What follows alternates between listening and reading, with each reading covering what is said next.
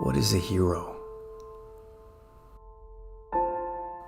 Every person is faced with a moment in their life where they have to choose to run from adversity or stand in its path and face it head on.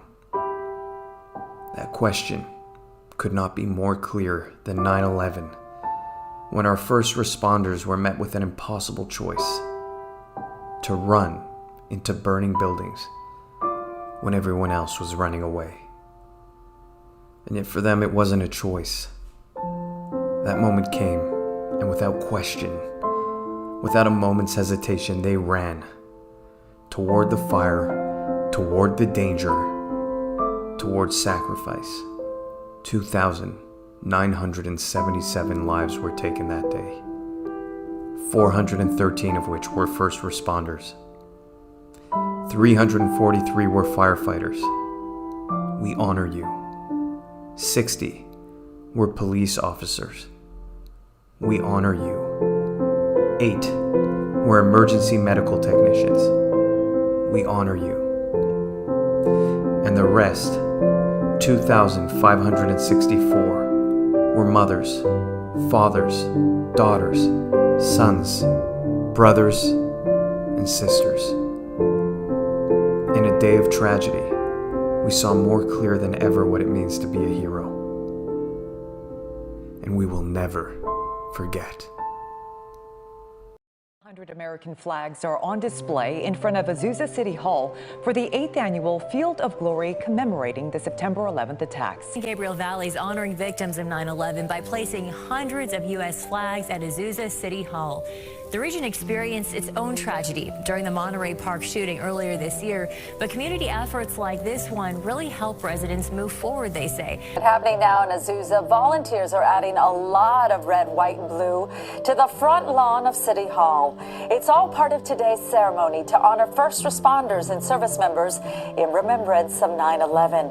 Hundreds of American flags already up here outside of Azusa City Hall. The Rotary Club of Azusa putting this on, making sure they're honoring and remembering the lives lost on 9/11. Now, I also want to introduce you to someone very important here. He came in all the way from Virginia. His name is John Riley with the Freedom Flag Foundation. Talk a little bit about why you traveled so far and what your mission is here this weekend. Well, on 9/11, I lost one of my best friends who was working in Tower 1, Doug Ketchum at Cantor Fitzgerald. I was in Virginia, which is where the Pentagon is located. And so my connection is very strong, having lost a best friend. And I became involved with a group called the Freedom Flag Foundation, which I'm holding the Freedom Flag here, which was designed by a Richmonder and is useful for teaching the next generation of nearly 80 million Americans who've been born since 9/11, including millions of Californians, about what happened on that fateful day.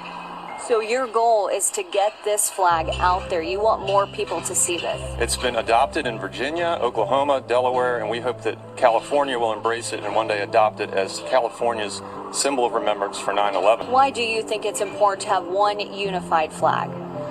It simplifies it for the next generation, and it brings everybody's focus on 9/11 to the day of. This symbolizes the planes, the victims, the first responders, fire, police, and rescue. It symbolizes American unity. Americans united in a way that today it's even hard to imagine. We all dropped our differences on 9/11, cared for each other, loved one another, and that message and memory has to be maintained for the next generation. More than 500 flags dot the front lawn of Azusa City Hall, part of the 8th annual Field of Glory event honoring local heroes and remembering 9/11. 9/11 brought pain. It wounded us, but it also revealed America's character. In our moment of vulnerability, we demonstrated that we are stronger than we know. May we continue to be strong in grace and in truth. Saturday evening's opening ceremony honored special guests, veterans, military members, and first responders who risk their lives every day to protect others. There is no other city in the San Gabriel Valley that recognizes our veterans like the city of Azusa. So you should be recognizing, you should be giving yourselves a round of applause for all the work that you do for our veterans and our first responders. The opening ceremony honored Southern California heroes' bravery, including Brandon Tsai, who disarmed the Monterey Park mass shooter in January, Giovanni Roman, a veteran who volunteered in military operations in Ukraine, and 2 World War II veterans. thankful to all of them. Also with the city of Azusa, Mayor Gonzalez, the council member, we all know that it takes a village to make sure that programs like this continue to exist and that we keep on remembering.